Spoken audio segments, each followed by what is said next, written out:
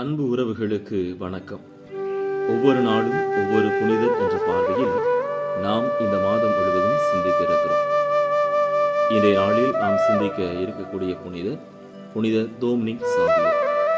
புனித Dominic Savio இத்தாலியில் உள்ள முரியால்டோ என்ற ஊரில் 1842 ஏப்ரல் 2 பிறந்தார்.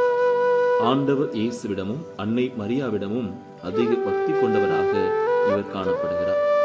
முதன்முறையாக நற்கருணை ஆண்டவரை உட்கொண்ட போது அந்த புனிதமான நாளை குறித்து இவர் அடிக்கடி பேசி வந்த வார்த்தை, வாழ்வின் மிகவும் மகிழ்ச்சியானதும் அற்புதமானதுமான நாள் அது என்பாராம்.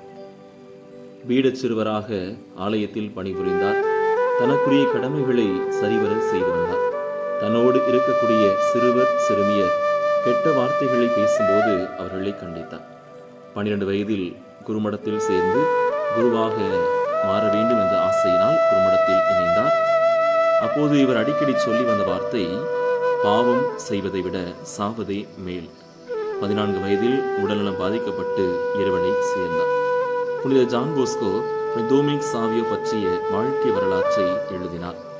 1954 12ஆம் பத்திநாதர் இவருக்கு புனிதர் பட்டம் வழங்கினார். தூய வாழ்வுக்கு முன்மாதிரி புனித டோமினிக் சாவியோ.